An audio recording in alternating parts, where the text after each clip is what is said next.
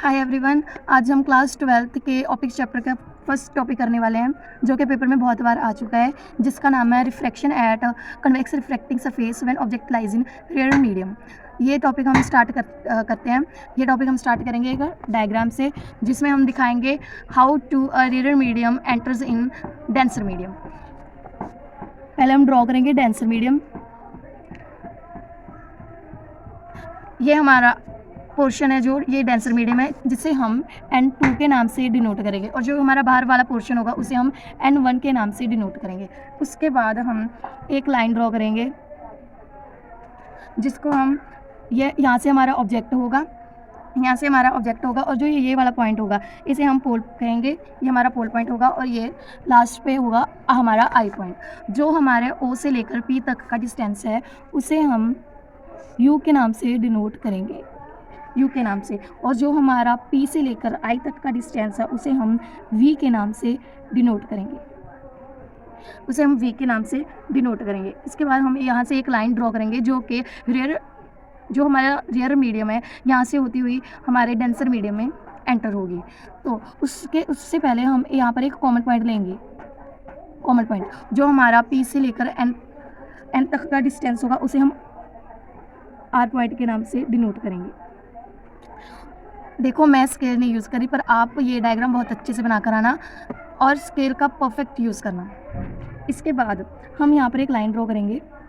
यहाँ पर आकर हम रुक जाएंगे क्योंकि हम इस पॉइंट को A के नाम से डिनोट करेंगे। उसके बाद जो हमारी ये वाली लाइन रेयर मीडियम से होकर डेंसर मीडियम में एंटर करेगी, तो ये डेंसर मीडियम में आई के साथ कनेक्ट करेंगे। अब देखो, मैं तो स्केल नहीं यूज़ करी, पर आप स्केल यूज़ करना।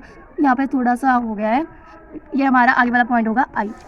इसके बाद हम क्या करेंगे, हम यहाँ पर जो हमारी एक रेयर टू होकर डेंसर में जा रही है, इसके बाद हम एक पॉइंट लेंगे जो हमारा पॉइंट होगा ओ हमारा ऑब्जेक्ट है। ये रेयर मीडियम से होकर हमारी डेंसर मीडियम में जा रही है, जिसे हम, ये तो मैंने आपको बता ही दिया, ऑब्जेक्ट से लेकर पॉइंट तक की डिस्टेंस को हम यू कहेंगे, और पोल से लेकर आई तक की डिस्टेंस को हम वी कहेंगे। और जो हमने ये कॉमन पॉइंट ड्रॉ किया है इसका हम आगे यूज़ करेंगे, और पी और कॉमन पॉइंट की डिस्टेंस को हम आर कहेंगे। उसके बाद ये रिफ्रैक्ट होने के बाद आफ्टर रिफ्रैक्शन अब हम एक रे ड्रॉ करेंगे जो कि डेंसर से होकर डेंसर में जाकर कॉमन पॉइंट के साथ मीट करेगी, सेंटर पॉइंट के साथ होकर मीट करेगी। ठीक है। उसके बाद हम यहाँ पर एक लाइन बैंड ड्रॉ करेंगे जिसे हम परपेंडिकुलर कहेंगे, और इसको हम एन के नाम से डिनोट करेंगे, और जो हमारा ये एंगल होगा ये होगा 90 डिग्री का। ये तो सभी को पता है। ठीक है। उसके बाद हम अब एंगल्स ड्रॉ करेंगे। जो हमारा AOP एंगल को हम एंगल अल्फ़ा के साथ कनेक्ट करेंगे। उसके बाद एंगल AIP, इस एंगल को हम बीटा के साथ डिनोट करेंगे, अल्फ़ा बीटा। और उसके बाद हम एंगल AC और P को एंगल गामा नाम देंगे। जो हमारा यहाँ वाला एंगल होगा उसे हम एंगल I कहेंगे, और ये हमारा रेयर मीडियम के बाहर वाली साइड एंगल I, और डेंसर मीडियम के अंदर वाली साइड हमारा होगा R। अब हमने डायग्राम ड्रॉ कर लिया। डायग्राम ड्रॉ करने के बाद जैसे जैसे हमने ड्रॉ किया हम उसे रिटन में एक्सप्लेन करेंगे, क्योंकि रिटन में एक्सप्लेन करने से क्या होता है कि जो हमारा एग्जामिनर होता है उस पर थोड़ा ज़्यादा इम्पैक्ट पड़ता है। तो हम राइट करते हैं let N, first we will take right let N, N1 हमारा है जो कि रेयर पोर्शन है, रेयर मीडियम का पोर्शन है। ठीक है। इससे क्या हो रहा है, लेट N1 जो N1 है वो रिफ्रैक्ट हो रहा है। Let N1 is refractive index of rare medium. अब इस लाइन से क्या पता चल रहा है कि जो हमारा N1 है वो रिफ्रैक्ट हो रहा है रेयर मीडियम के पोर्शन में से। ठीक है। उसके बाद हम N2 लेंगे एंड N2 में क्या है, ये भी रिफ्रैक्ट हो रहा है। ये किसे कर रहा है, N2 किससे डिनोट कर रहा है, N2 हमें हमारे डेंसर मीडियम को डिनोट कर रहा है। N2 is refracted index of denser medium. अब इसे हमें साफ साफ दिखाई दे रहा है, जो हमारा N2 है वो क्या है, ग्रेटर देन N1। सो हम ये लास्ट पे लिखेंगे clearly N2 is greater than N1। अब हमने लेट एन किया था उसके बारे में मैंने बताया। अब उसके बाद हम लेट पॉइंट करेंगे। लेट पॉइंट ऑब्जेक्ट ये मैंने डायग्राम ड्रॉ की हुई है रफली समझाने के लिए। अब देखो हमने पॉइंट लिया था, पहले हमने N1 लिया था, N2। अब हम लेंगे ओ मतलब कि अब हम ऑब्जेक्ट की बात करेंगे जो हमारा ओ लाइज करता है ऑन प्रिंसिपल एक्सिस। अब हम इसे लिखेंगे let point object lies at O in rare medium on principal axis and it has, मैंने बताया था कि it has जो हमारे यहाँ से ऑब्जेक्ट से लेकर पोल तक का डिस्टेंस है उसे हम u के नाम से डिनोट कर रखा है। Has u distance from pole. उसके बाद आफ्टर रिफ्रैक्शन, उसके बाद हम लिखेंगे आफ्टर रिफ्रैक्शन जो हमारी लाइन रेयर टू डेंसर में होके जा रही है। आफ्टर रिफ्रैक्शन द रे enter in denser medium and bend हो रही है टूवर्ड्स द नॉर्मल लाइन। जो हमारी ये प्रिंसिपल एक्सिस है, नॉर्मल लाइन है, इस पर बेंड हो रही है और ये किसके साथ मीट हो रही है? आई के साथ। तो हम ये लिखेंगे द रे enter in denser medium and bends towards the normal, so it meet at I। उसके बाद एंड इट जो जैसे कि हमने ओ से लेकर ऑब्जेक्ट से लेकर पोल तक का जिसे हमने यू के नाम से डिस्टेंस को डिनोट किया, वैसे ही हम पोल से लेकर आई तक का जो हमारा डिस्टेंस होगा उससे हमने वी के साथ डिनोट किया हुआ है। ठीक है, तो ये भी हम लिखेंगे लास्ट पे। And it has a distance of v from पोल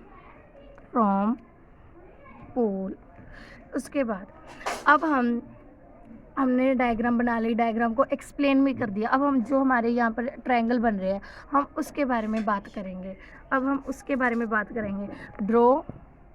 अब हम ड्रॉ करेंगे ए एन परपेंडिकुलर हम ड्रॉ करेंगे जिससे कि जो हमारा यहाँ पे हमने रे निकाली थी है ना, और ये हमारे प्रिंसिपल एक्सिस को जाकर टच कर रही थी और जो हमने यहाँ से लाइन ड्रॉ की थी वो हमारा परपेंडिकुलर एंगल है। सॉरी, शायद आपको विजिबल नहीं थी डायग्राम। जो हमारी अब हम ड्रॉ करेंगे ए एन परपेंडिकुलर जो हमारे यहाँ से रे होकर सेंटर पॉइंट को टच कर रही थी। हमने ए से एन तक का जो हमने एक परपेंडिकुलर ड्रॉ किया था जो कि सबको पता है कि 90 डिग्री का होता है। अब हम ट्रायंगल यहाँ पर परपेंडिकुलर ड्रॉ करेंगे ऑन प्रिंसिपल एक्सिस फ्रॉम जो हमारा ट्रायंगल है ए ओ सी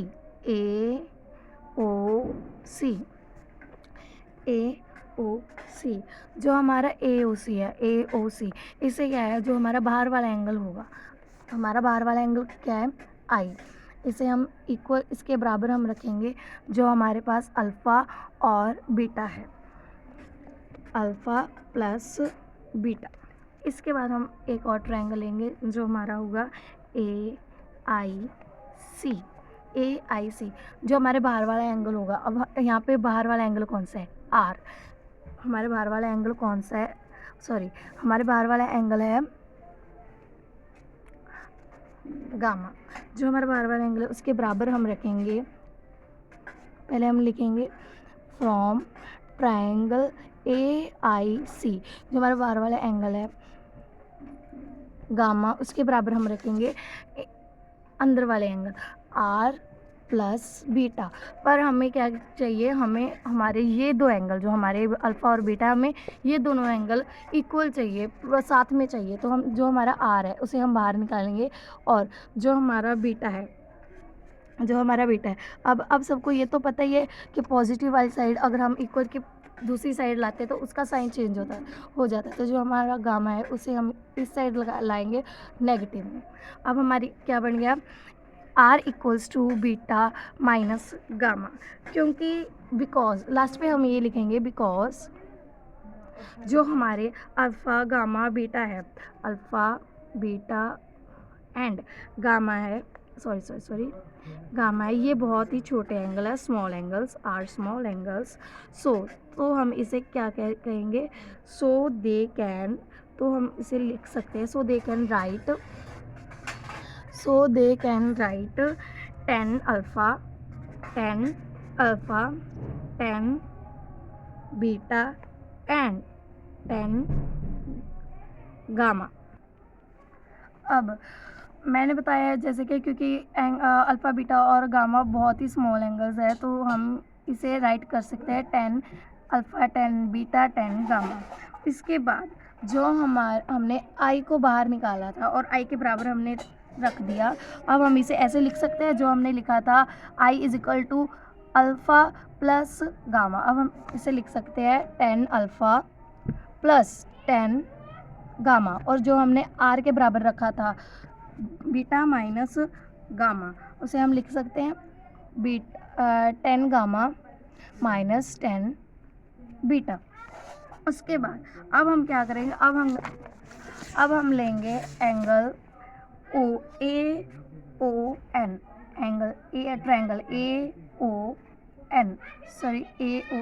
अब हम ये वाले ट्रायंगल लेंगे, ट्रायंगल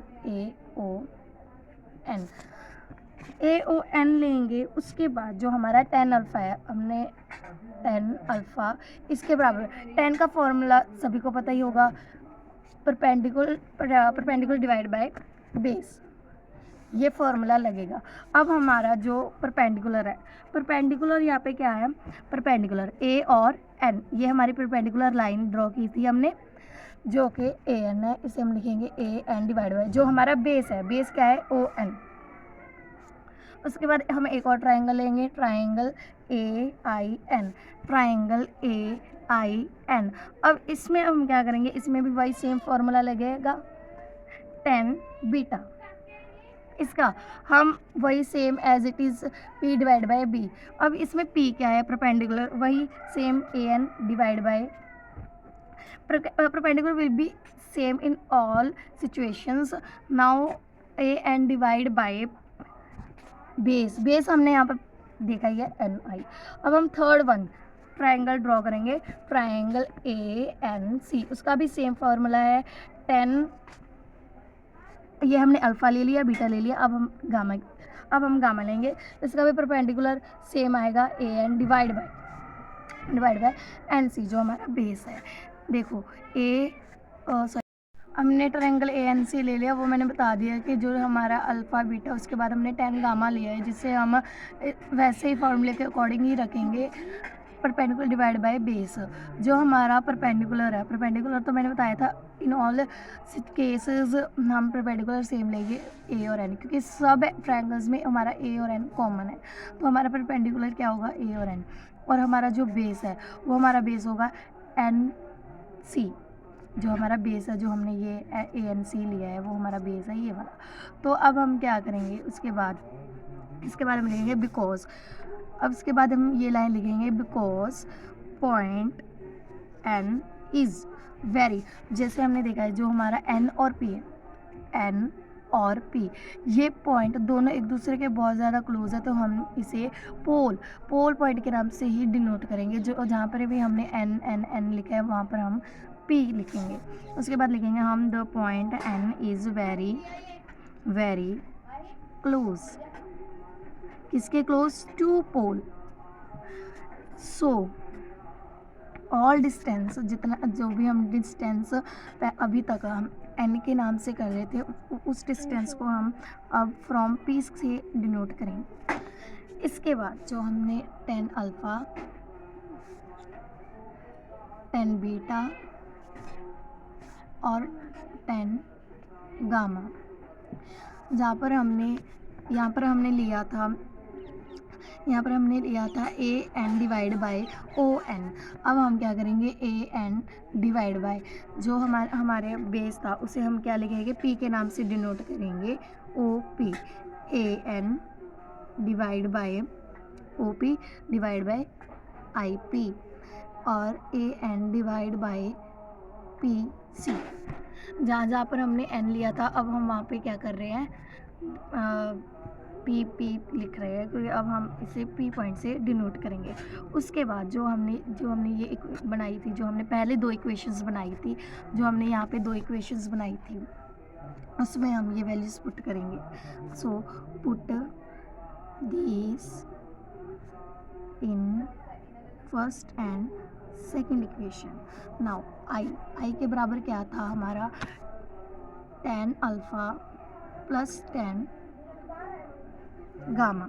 अब हम यहाँ पर करेंगे आई इज इक्वल टू जो हमारा 10 अल्फ़ा है, 10 अल्फ़ा की वैल्यू क्या है, A N plus divide by O P plus 10 gamma, A N divide by P C. ये हमारी थर्ड इक्वेशन होगी, क्योंकि पहले 2 पर हमने इक्वेशंस बनाई ली थी। और दूसरी इक्वेशन क्या आती है हमारी, r is equal to 10 beta gamma minus 10 beta. अब हम इसमें पुट करेंगे, इक्वेशन में पुट करेंगे ये वैल्यूज़। जो हमारा 10 गामा था उसमें हम क्या करेंगे, A N divide by P C minus जो हमारा 10 बीटा है, A N divide by I P. Sign वैसे रहेंगे, बस हम जो हमारे 10 बीटा की जगह पे जो हमने इक्वल्स टू निकाला था वो हम पुट करेंगे। इसके बाद ये हमारी first equation, first, second, third and this one is r fourth equation. Now using Snell's law, अब हम स्नेल्स लॉ यूज़ करते हुए यूजिंग स्नेल्स लॉ, शायद आपको पहले विजिबल नहीं हुआ, फिर से प्रॉब्लम आ गई, मैं दोबारा समझा देती हूँ। जो हमने जैसे कि मैंने बताया था कि हमारा जो पॉइंट एन है, जो हमारा पॉइंट एन और पी एक दूसरे के बहुत क्लोज है, तो हम क्या करेंगे, हमारा एंड पॉइंट है उसे हम पी के नाम से डिनोट करेंगे। जहाँ पर हमने एन लिया है अब वहाँ पर हम पी लिखेंगे, A N divide by O P, A N divide by I P and A N divide by P C. अब हम जो हमारी पहली 2 इक्वेशंस बनी थी, जो कि अब मैंने यहाँ पे लिख दिया, विजिबल है यहाँ पे, equation number first, equation number second. और फर्स्ट और सेकंड इक्वेशन में हम वैल्यूज़ पुट करेंगे। जैसे फर्स्ट इक्वेशन क्या थी, I is equal to 10 alpha plus 10 gamma, 10 gamma. अब 10 अल्फ़ा का फॉर्मूला क्या, वैल्यू क्या थी, A N divide by O P, A N divide by O P plus का साइन वैसे ही रहेगा। उसके बाद हमारा 10 गामा की क्या थी, A N divide by P C. ये हमारी थर्ड इक्वेशन हो जाएगी। उसके बाद हमारी जो आर है, आर की वैल्यू क्या ली थी हमने, आर की इक्वेशन में क्या था, आर की वैल्यू क्या थी, आर की इक्वल्स क्या रखा था हमने, 10 गामा माइनस, क्योंकि हमने माइनस किया था क्योंकि हमें आर बाहर निकाल के हमने पहले मैंने बताया था गामा और बीटा को हमने एक साथ लेना है, इसलिए हमने गामा को माइनस में लिया है। उसके बाद जो हमारे 10 गामा है उसकी वैल्यू पुट करेंगे, A N divide by P C minus sign वैसे रहेगा। और जो हमारा 10 बीटा है, A N divide by I P. अब हम यूजिंग स्नेल्स लॉ का यूज़ करते हुए हम लिखेंगे sine I divide by sine R is equal to n2 divide by n1। थोड़ी राइटिंग में प्रॉब्लम आ रही है। n1 sign. अब हम क्या करेंगे, ये मैं इसलिए लिख रही हूँ, मैं देखो 1 मिनट मैं लिख लूँ फिर बताती हूँ। ये मैंने कैसे लिखा, अब सोच रहे होंगे, ये मैंने इन दोनों को क्रॉस मल्टीप्लाई किया है, क्रॉस मल्टीप्लाई करने से क्या होगा, जो मैंने इन दोनों को क्रॉस मल्टीप्लाई किया है जिससे मुझे क्या मिला, n1 इंटू यहाँ पर sine into sine i is equal to, मैंने इसको इसके साथ क्रॉस मल्टीप्लाई किया, इससे मुझे क्या मिला, n2 sine r, n2 into sine r. Since, फिर हम आगे लिखेंगे since sine i and sine r, जो हमारा साइन आई और साइन आर है ये बहुत स्मॉल है, वेरी स्मॉल, सो हम इन्हें क्या कहेंगे, so they can write I and R in simple. जैसे कि मैंने पीछे बताया था आपको कि जो हमारा साइन आई है और साइन आर है वो बहुत ही स्मॉल है, तो हम उसे सिंपल आई और आर के साथ डिनोट कर सकते हैं। इसके बाद अब हम उसे आई और आर के साथ ही डिनोट करके चलेंगे आगे। इसके बाद अब जो हमारा पहले मैंने बताया था ना n1 sine i is equal to n2 sine r. अब ये दोनों एक दूसरे के बहुत क्लोज है, तो हम क्या करेंगे, उसे सिंपल लिखेंगे, आई और आर के साथ हम डिनोट करेंगे। तो हम इसे ऐसे लिख सकते हैं n1 और आई इज इक्वल टू n2 और आर। जो हमारे साइन आर की साइड पे आर आ गया, साइन आई की जगह पे आई आ गया। ये हमारी इक्वेशन नंबर बन गई फिफ्थ। जो हमने पीछे तीसरी और चौथी इक्वेशंस बनाई थी उसमें हम ये हमारी पांचवी इक्वेशन पुट करेंगे। तो पीछे हमने कौन सी इक्वेशन बनाई थी, पहले हम लिखेंगे put third and fourth in fifth. इसके बाद तो हमने इक्वेशन कौन सी बनाई थी, हमारी इक्वेशन थर्ड फोर्थ कौन सी थी, हमारी थर्ड इक्वेशन थी an डिवाइड बाई OP। जो हमने यहाँ पे बनाई थी ना, जो हमने इक्वेशन बनाई थी ये रही थर्ड इक्वेशन, कहाँ पे, ये रही, is equal to an divide by OP plus an divide by PC। और हमारी फोर्थ इक्वेशन थी an divide by PC minus an divide by IP। अब इसमें हम जो हमारी फिफ्थ, जो हमने यहाँ पर फिफ्थ इक्वेशन बनाई है उसमें हम ये पुट करें। तो चलो मैं लिख देती हूँ, अब मैंने स्टार्ट किया तो मैं लिख ही देती हूँ, is equal to an divide by PC third equation and fourth will be ये थी an divide by PC minus an divide by PI। ये हमारी थी फोर्थ। अब हम इन दोनों में अपनी फिफ्थ इक्वेशन पुट करेंगे जो हमारी an है, और हम इसे ऐसे लिख देंगे n1 आई के बराबर कौन सी है, ये रही n आई है मल्टीप्लाई बाय, इसे हम ब्रैकेट में लिख सकते हैं an divide by OP plus an divide by PC। इसे हम इन दोनों को हम बराबर में रखेंगे। उसके बाद जो हमारी n2 है, उसके बाद क्या है r, मल्टीप्लाई किसके साथ कर रहे हैं हम यहाँ पर, इधर थोड़ा विजिबल हो जाए, यहाँ पर हम n2 के साथ मल्टीप्लाई किसे कर रहे हैं, r के साथ। और हमारी r की वैल्यू क्या है, ये रही r, हम पुट करेंगे value an divide by PC minus an divide by PI। इसके बाद हम क्या करेंगे, जो हमारा कॉमन है, अब उस सब में कॉमन कौन सा है, a हो, इसे हम डिवाइड करेंगे, डिवाइड बाई an। जब हम, अब ये ध्यान से देखना, जब हम डिवाइड करेंगे an के साथ हम इन सब को डिवाइड करेंगे, जो हमारा n1 है। वैसे तो हम डायरेक्ट कर सकते हैं, पर मैं आपको अच्छे से एक्सप्लेन कर देती हूँ। देखो अब हम an के साथ डिवाइड करेंगे, ठीक है, तो हम इसे ऐसे लिख सकते हैं OP प्लस PC। अब हम an के साथ डिवाइड करेंगे, an के साथ अगर हम इसे डिवाइड करेंगे, an के साथ हम इसे डिवाइड करेंगे, 1 आ जाएगा, उसको इसके साथ मल्टीप्लाई करेंगे, ऊपर आ जाएगा ni प्लस, अब हम इसे करेंगे an है जो हमारा, इसके साथ इसे डिवाइड करेंगे, यहाँ पर 1 आ जाएगा, उसके साथ इसे मल्टीप्लाई करेंगे, क्योंकि यहाँ पर हमारा जो साइन है वो मल्टीप्लाई का है। क्या साइन है यहाँ पर, मल्टीप्लाई का साइन है, ni मतलब के n1 is equal to n2 divide by. अब देखो, अब यहाँ पर भी हम an के साथ डिवाइड करेंगे, जो हमारा an के साथ हम डिवाइड कर रहे हैं वहाँ पर हमारा 1 आ जाएगा। उसके बाद जो हमारे यहाँ पे मल्टीप्लाई का निशान है उसे हम इसके साथ मल्टीप्लाई करेंगे, n2 डिवाइड बाई PC। नीचे जो हमारे डिनोमिनेटर्स है वो सेम है, एज वेल एज आ जाएंगे n2 डिवाइड बाई PI। अब हमने इसे कर लिया है, ठीक है। इसके बाद जो हम करेंगे, अब हम उसमें फिर आगे जाएंगे, n1 plus n1 is equal to n2 minus n2 जो हमारे OP है। अब हमने डायग्राम ड्रॉ की थी OP OP इसका डिस्टेंस कौन शो कर रहा है, u, तो हम डिवाइड बाय u लिखेंगे। अब हम डिस्टेंस मेंटेन कर चलेंगे, मतलब कि जो हमारा है वो डिस्टेंस पर। एक बात का और ध्यान रखना, जो हमने पहले भी कभी किया ना, वर्टिकल लाइन और हॉरिजॉन्टल लाइन हमारे ये वाली साइड लेफ्ट साइड हमारे नेगेटिव में होता है और ये वाली साइड हमारे पॉजिटिव में होता है, और नीचे वाली साइड हमारे नेगेटिव में होता है, ऊपर वाली साइड हमारे पॉजिटिव में होता है। ये एक्स एक्सिस, वाई एक्सिस, तो ये हमारी जो एक्सिस लाइन है ना, प्रिंसिपल लाइन है, इस पे प्रिंसिपल एक्सिस है, तो ये वाली साइड हमारी क्या होगी, नेगेटिव। तो हम u को किसके साथ डिनोट करेंगे, माइनस u। उसके बाद जो हमारा PC है, PC ये किसके डिस्टेंस से डिनोट हो रही है, r डिवाइड बाय r।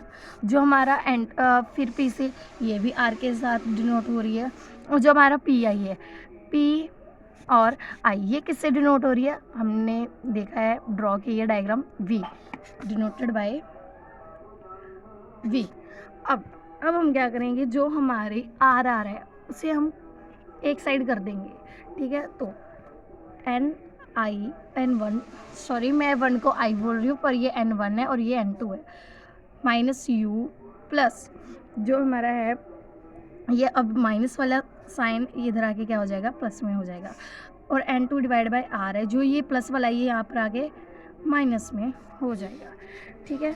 उसके अब हमारा क्या है, एट द एंड हम क्या करेंगे, जो हमारा नीचे वाला माइनस है वो चाहे ऊपर हो चाहे नीचे हो, इससे कोई फ़र्क नहीं पड़ता। ये 1 है, प्लीज़ इसे I मत समझ लेना, ये n1 है और ये n2 है, डिवाइड बाय u ये नेगेटिव में है, plus n2 divide by v is equal to. अब यहाँ पर हम क्या करेंगे, तो यहाँ पर कॉमन नहीं था तो हमने एज इट इज़ लिख दिया, पर यहाँ पर क्या है कॉमन आ रहा है, तो हम जैसे मैथ में करते होते हैं एलसीएम ले लेते हैं कॉमन, तो इसमें हम कॉमन निकाल लेंगे, ठीक है। और n2 माइनस n1 ये बिल्कुल मैथ वाला सीन है। तो बस एट द एंड हमारा रिज़ल्ट क्या आ जाएगा, ये आज का हमारा टॉपिक यहाँ पर पूरा होता है। अगर आपको कुछ भी नहीं समझ आया इस टॉपिक के रिलेटेड तो आप मुझे कमेंट बॉक्स में कमेंट कर सकते हैं, and I will make sure कि आपका जो डाउट है वो क्लियर हो जाए।